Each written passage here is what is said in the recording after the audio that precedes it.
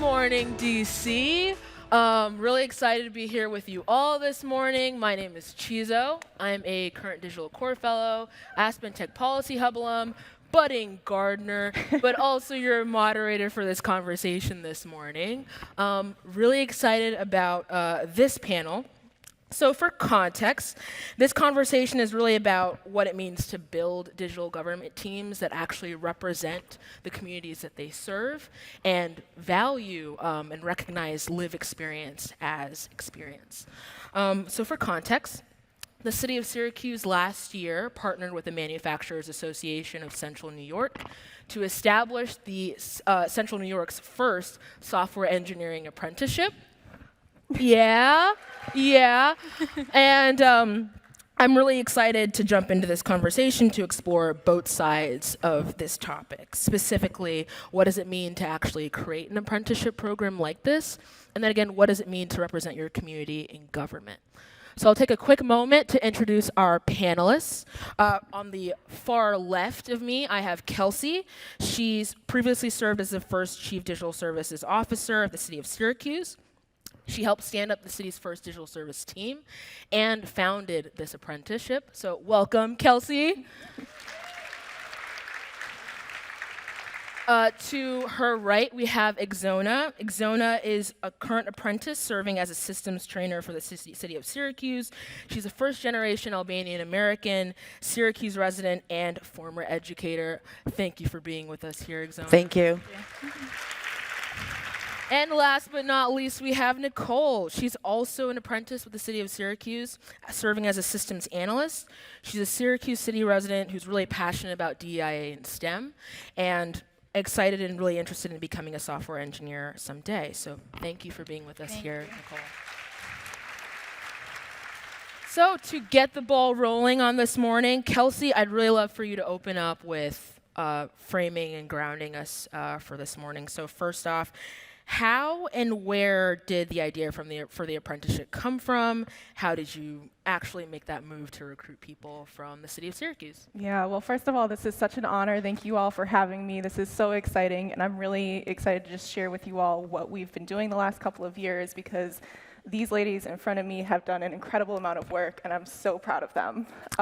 So, getting into that, let me just set the stage for you. It's 2020. I'm tasked with building and hiring the city's first digital services team. And quite frankly, if you think about the summer of 2020, there was a lot going on, right? As I was, speaking about it earlier, I think we have done our best as a society to almost collectively compartmentalize, but I really want you to just take a step back and think about where you were that summer and think about what was going on, right? So in building this first digital team, it needed to be intentional. It needed to reflect the city as a whole. And to give you context, the city of Syracuse is an amazing city. It is full of every single culture you can imagine, every country, every language. It's an incredibly diverse city, and it's a beautiful city. There's been a lot of struggle, and we as a community, we hold that close, and we stay close. So, for me, thinking about where I was at that point, I really wanted to understand what are the barriers to hiring? What are the barriers to the community actually applying for some of these positions and being selected and becoming part of a technical team, right? One of the primary barriers that we really identified was the degree requirement. And that is something that is across the board, right? Private sector, public sector, it has become standard to have either an associate's or a bachelor's degree as a requirement. So, through partnering with MACNY, through understanding what registered apprenticeship programs were, that was the ticket for me, right?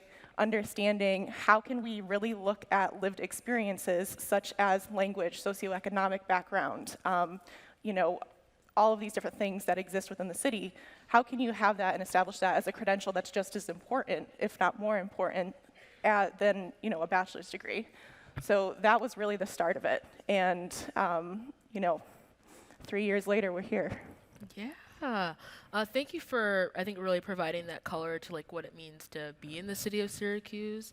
I think that's a really good transition to Egzona.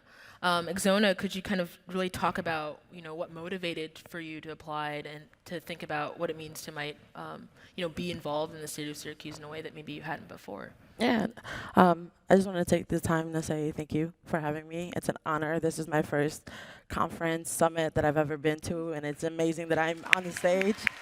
So thank you. So a little bit about me. I actually graduated from Rochester Institute of Technology, but I went for criminal justice, which I ended up doing nothing with it. And for the past 8 years since graduation, I worked 2 jobs. Last summer, I actually got injured and I was bedridden for about 2 months. And I decided to take that opportunity to mainly focus on what I wanted as a career and not just a job. I wanted to provide a future for my future family that I didn't have growing up. So a friend of mine actually works in digital services. He provided me with the details that there was a job fair in the city and told me to come. So I decided to come and check it out. And thanks to Kelsey, she hired me and provided me with the opportunity for this apprenticeship. My father's an educator, and he always told me never pass an opportunity to further your education. So I absolutely agreed, and I said, absolutely, yes, I will do this. Yeah, thank you for sharing that with us. And Nicole, could you kind of share your journey to hearing about the apprenticeship? What motivated you to apply? So for me, I had started as a freelance web developer. I spent basically all of COVID teaching myself web development in different languages. I also went through a coding boot camp that made sure that I knew all of the languages. I ended up building up my own website, and then I knew that it was my opportunity to show myself within tech, that I had the skills. I also... Yeah. Thank you. Thank you.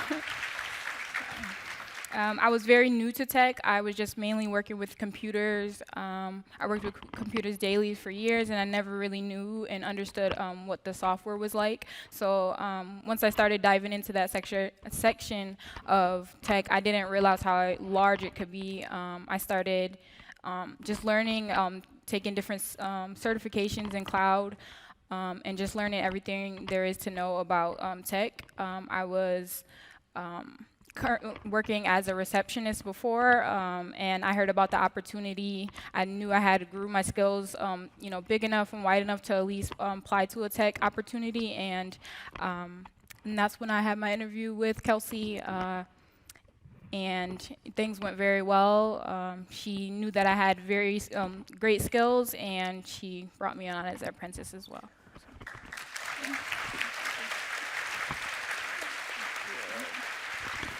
And can I just say, they're being incredibly humble. They have put in so much work. They have done amazing things. And over the last couple of years, they have really busted their butts, quite frankly. So I'm really proud of you, too. Thank you. Thank you.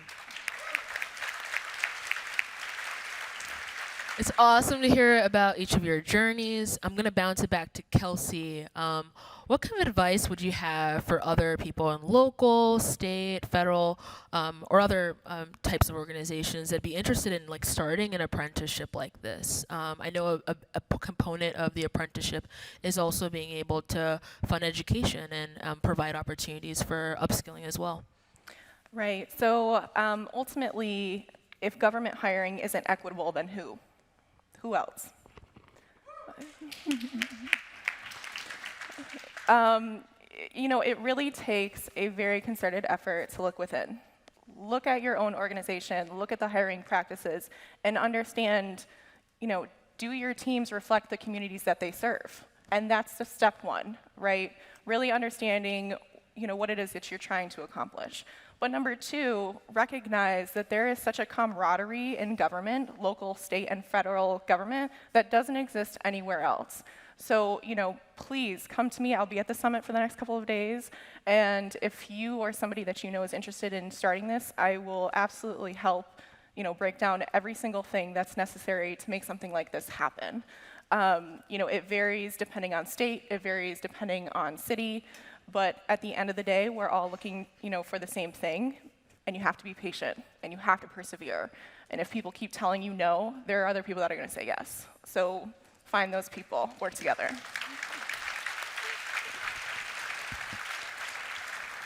I definitely agree. I'm definitely curious kind of how you thought about, the value of also bringing early career talent into city government, and also kind of challenging, I think, the traditional definitions of what it means to be earlier in career. Could you speak to that, Kelsey? Right, yeah, no, and I think that's a really great point, because we have two individuals here. Nicole's a little bit earlier in her career, and Egzona has some previous experience, but decided to make that conscious step into building a new career in technology.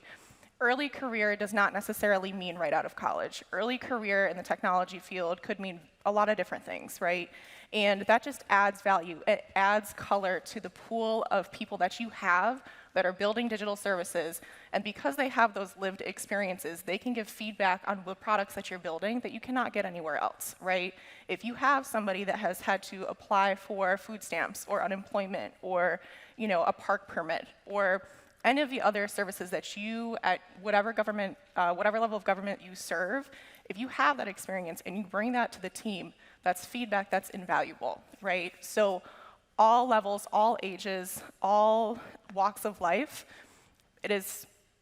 just adds to, whatever you want to define as stepping into that next phase of your career in technology. Early career can mean anything, and I really encourage you to take that, understand that, and practice that in your hiring. I'll bounce it back to Egzona. Egzona, what's it actually really been like, I think, serving in city government? What advice might you have for people who are also early in their career, interested in serving in government, doing technology? Yeah, so mainly what I would say is focus on what kind of tech you want to work in, what kind of job you want to pursue, and look at the opportunities that are out there, including in the government. I know the government is very quick to hire, and take that as an opportunity, at an advantage. Also look at governments that are providing an apprenticeship or an internship so that you can get your foot in the door in the beginning stages of your career. But it's been great. I mean, that's the only advice that I would give, and just know that whatever it takes, just do what you have to do. And Nicole, yeah, I'm really curious to also hear a little bit about your experience. I know learning is something that's really important to you. I think how do you feel like working in government has kind of fostered your ability to learn? For me, I feel like government has been a great experience. It has allowed me to learn about all of the different opportunities that there is within our, government. It has allowed me to be an advocate for other people who are not necessarily within tech, to just say, hey, there's so many different opportunities here. You can try different things, and that's the thing. And Nicole, I think, what piece of advice would you have for someone that's really interested in starting out this type of work? My advice is that you deserve to be here. You know that you have worked hard to be where you want to be in life, and you know that you worked very hard and you have been determined to be in these spaces. I would just say just work as hard as possible and keep going, and don't let anything stop you from, growing within the tech community. So. Awesome. Well, I think that puts us at time for our discussion, but if anyone wants to continue this conversation, all three of these lovely panelists will be here at CFA. Thank you for having us. Enjoy the rest of the summit.